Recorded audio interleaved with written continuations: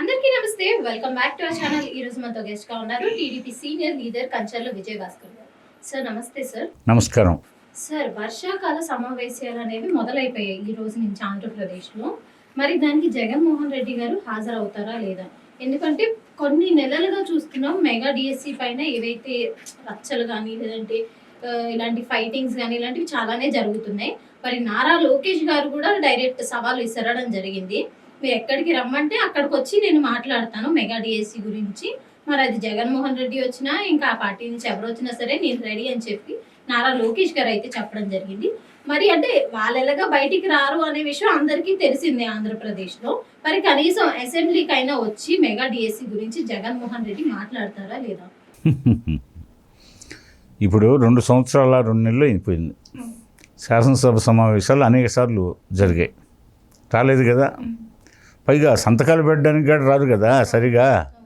పోతే ఎప్పుడో ఆ పీరియడ్ చూసుకొని వచ్చి దొంగచాటుగా వచ్చి సంతకాలు పెట్టిపోతున్నారు.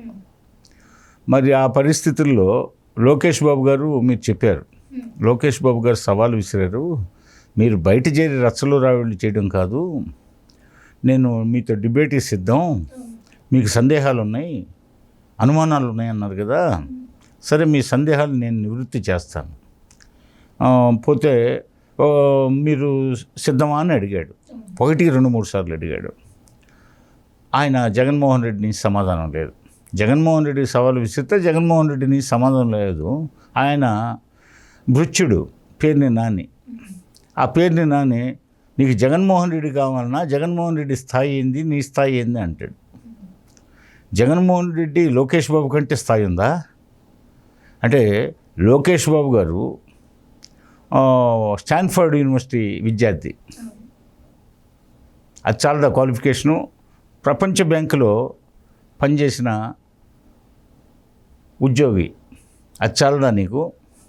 పోతే రాష్ట్రంలో సీనియర్ మంత్రిగా ఉన్నాడు, పైగా తెలుగుదేశం పొలిట్ బ్యూరో మెంబరు, పైగా తెలుగుదేశం పార్టీలో అత్యున్నతమైనటువంటి పార్టీ అధ్యక్షుడిగా, జాతీయ అధ్యక్షుడిగా చంద్రబాబు నాయుడు గారు ఉంటే ఈయన పార్టీ ప్రధాన కార్యదర్శిగా ఉన్నాడు. మరి ఈ నేపథ్యం చాలదా నీకు? అదే అంతేకాకుండా లోకేష్ బాబు గారు ఏమన్నా చిన్న చితగ్గా కనిపిస్తున్నాడా? ఏమన్నా పాలిగార్ల స్ఫూర్తితో పెరిగినవాడు అనుకుంటున్నారా? లేకపోతే బ్రిటిష్ వాళ్ళ దగ్గర బానిసగా పెరిగాడు అనుకుంటున్నారా? మరి స్వేచ్ఛ స్వాతంత్రాలతో పువ్వు పుట్టగానే పరిమళిస్తుందన్నట్టుగా లోకేష్ బాబు గారు బాల్యం నుంచే తను అంచెలంచెలుగా ఎదుగుతూ ఈరోజు రాష్ట్ర నాయకత్వాన్ని ఆకట్టుకొని నీ యువగళం పాదయాత్రలో నీ సొంత కడప జిల్లా పొంగిందే లోకేష్ బాబుని స్వాగతించడానికి. మరి నీ కడప జిల్లాలో కూడా నీకు మెజార్టీ రాలేదే. లోకేష్ బాబు పాదయాత్ర ప్రభావం అయితేమి, అదేవిధంగా చంద్రబాబు నాయుడు గారి స్ఫూర్తి అయితేమి, పవన్ కళ్యాణ్ గారి స్ఫూర్తి అయితేమి, 94% స్ట్రైక్ రేట్తో ఆంధ్రప్రదేశ్ అంతా విజృంభించి నీ రాక్షస పాలనకి చరమగీతం పాడిందే. నువ్వు ఎందుకు ఆ విధంగా ఘోర పరాజయం పొందింది ఎప్పుడైనా ఆలోచించావా జగన్మోహన్ రెడ్డి? నువ్వు ఆలోచించవు. నీవు పట్టిన కుందేటికి 3 కాళ్ళు అనేది నీ తత్వం, నీ మతం. పోతే చివిరి ఇసుమున తైలంబ తీయవచ్చు అంటారు, మూర్ఖుని మనసు రంజింపజేయలేమంటారు. అలాంటి వాడివి కాకపోతే నువ్వు ఈ ఘోర పరాజయం తర్వాత సింహావలోకనం చేసుకుంటారు. ఎందువల్ల మనం అటర్ ఫ్లాప్ అయ్యాం. పోతే మనలో పరివర్తన రావాలన్నా పర్లేదా? మనం ఏ విధంగా గుణపాఠం నేర్చుకోవాలా? ఇవన్నీ సింహావలోకనం చేసుకోవాలి కదా. సింహావలోకనం చేసుకోకపోగా నువ్వు నీ అంతేవాసుల్ని, నీ వృత్తుల్ని, పోతే శాసన మండలిలో వాళ్ళని రెచ్చగొడతావు, మరి ప్రెస్ మీట్లు పెట్టి రెచ్చగొడతావు. అదేవిధంగా ఓదార్పు యాత్రలు అంటావు, పరామర్శల పేరుతో పోయేసి రెచ్చగొడతావు. అధికారికంగా నువ్వు మాట్లాడాల్సిన వేదిక ఏది? శాసనసభ. శాసనసభకు వచ్చి మాట్లాడవు. నీ మిగతా 10 మంది శాసనసభ్యుల్ని పంపవు. నువ్వు రాకపోయినా నీ 10 మంది శాసనసభ్యులు రారు. వాళ్ళు రావాలని ఉన్నా వాళ్ళని పార్టీ నుంచి డిస్మిస్ చేస్తావు. ఆ భయంతో వాళ్ళు రారు. పోతే జగన్ అట్లాగే లోకేష్ బాబు గారి సవాల్ని స్వీకరించవు. పేరుని నాని చేత కారు కోతలు కూపిస్తావు. అంటే లోకేష్ బాబు అర్హతలు ఏంటి, మా జగన్మోహన్ రెడ్డి అర్హతలు ఏంటి? 16 మాసాల పాటు చెప్పకూడదు తిని వచ్చిన అర్హత, లేకపోతే సిబిఐ 11 కేసులు లోకేష్ బాబుకి లేవనా? ఈడీ 7 కేసులు లేవనా, లేకపోతే మొత్తం 31 కేసులు లేవనా, లేకపోతే ఇప్పుడు కొత్తగా మళ్ళీ జగన్మోహన్ రెడ్డి కొత్త కేసులు బుక్ కాబోతున్నాయి త్వరలో. ఇన్ని కేసుల్లో కంపలపడ్డ కాకిలాగా ఉంది కానీ నీ పరిస్థితి. మరి నువ్వు లోకేష్ బాబు చాలడా జగన్మోహన్ రెడ్డితో డిబేట్ చేయడానికి? దమ్ముంటారా? నువ్వు తెలుగులో మాట్లాడదామంటే తెలుగులో మాట్లాడతాడు, ఇంగ్లీష్ కావాలంటే ఇంగ్లీష్ మాట్లాడతాడు. మరి నీకు మరి ఏంటి నీ ప్రాబ్లం? మరి నువ్వు లోకేష్ బాబుతో ఛాలెంజ్ని అంగీకరించవు, శాసనసభకి వచ్చి నువ్వు చర్చ పెట్టవు.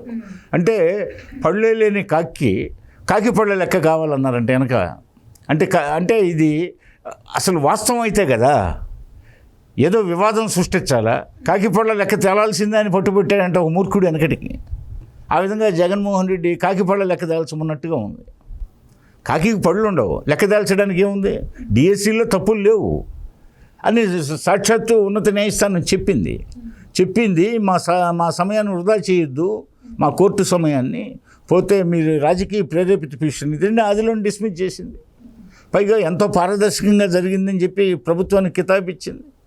పైగా అధికారులు మీకోసం మీ సందేహాలు నివృత్తి చేయడానికి అధికారులు రెడీగా ఉన్నారు. అక్కడికి పోరు, సెక్రటేరియట్కి పోరు, లేకపోతే విద్యాశాఖ కమిషనర్ కార్యాలయానికి పోరు. ఆ 2 ప్రదేశాలకు పోయి మీ సందేహాలను నివృత్తి చేసుకోమంటే అక్కడికి పోరు. లోకేష్ బాబు మీ అనుమానాలు తీరుస్తాడు, సాక్షాత్తు విద్యాశాఖ మంత్రి అంటే మీరు ఆయనతో డిబేట్కి పోరు. శాసనసభకు రండి చర్చిద్దామంటే అక్కడికి రారు. మరి ఏం చేయాలా? గోల్ చేస్తారా?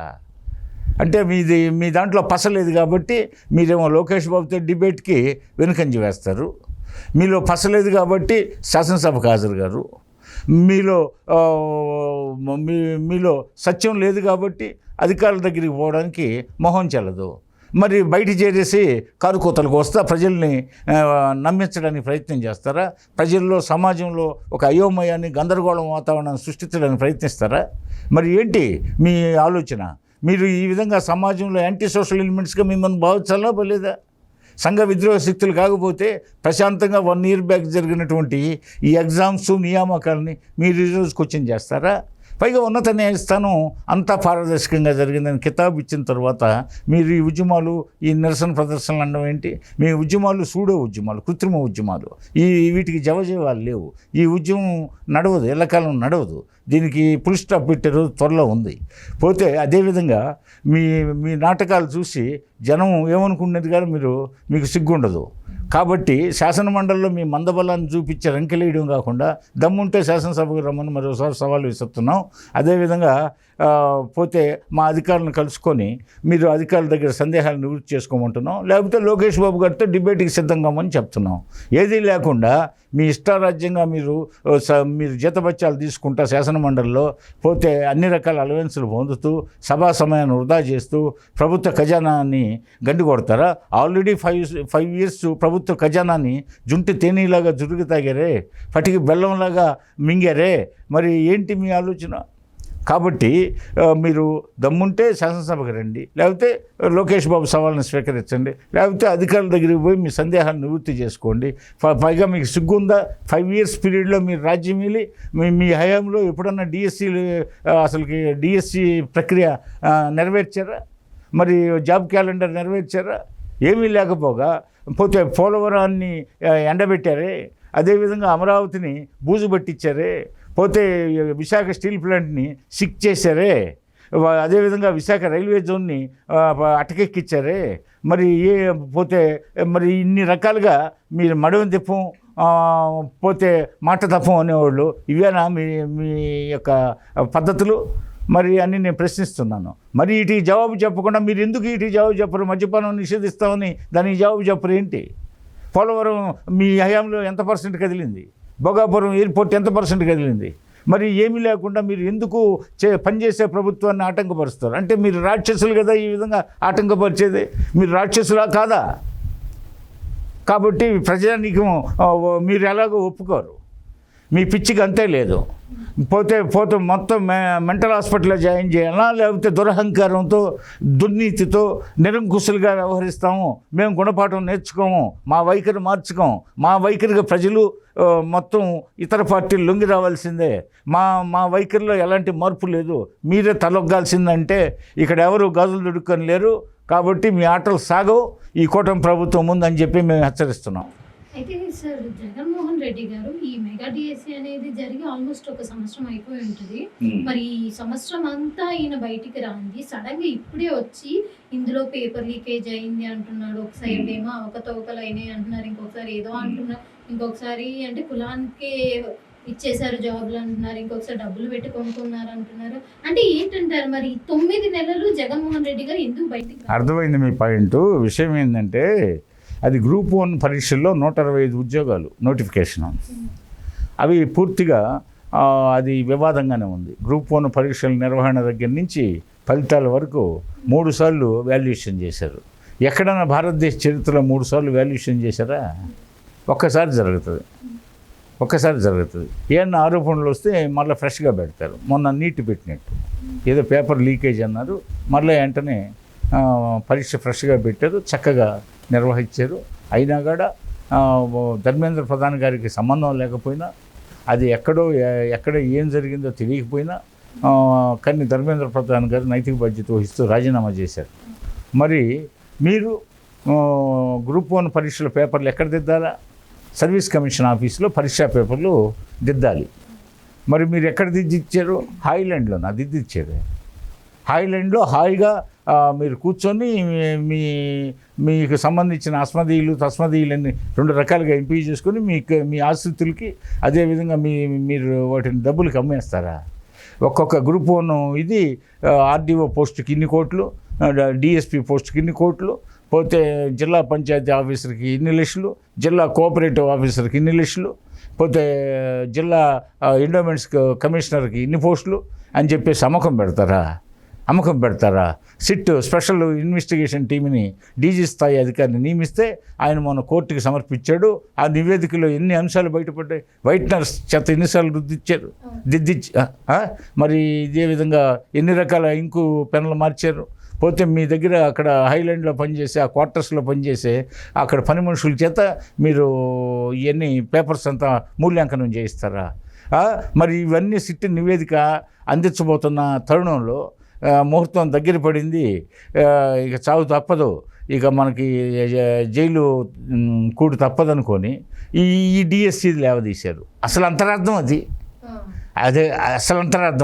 దానికి తోడు ఆ ధర్మేంద్ర ప్రధాన్ రాజీనామా చేశాడు కాబట్టి గందరగోళం చేస్తే ఢిల్లీలో జంతర్ మంతర్ దగ్గర మనం కూడా అల్లరి చేసేసి అటెన్షన్ డైవర్ట్ చేద్దామని పక్కా ప్లాన్తో ఇది చేశారు. అంతేగాని డిఎస్సి సమంజసంగా సక్రమంగా జరిగిందని తెలుసు, నియామకాలంతా పారదర్శకంగా జరిగినాయి అని తెలిసి కూడా దీన్ని పక్కదారి పట్టించడానికి అంటే సిట్ 165 ఏ గ్రూప్ 1 ఉద్యోగాలు అమ్ముకున్నారో రాజ్యంగా 1కి 3 సార్లు దిద్దిచ్చారో మరి ప్రజానీకం అర్థం చేసుకోవాలా?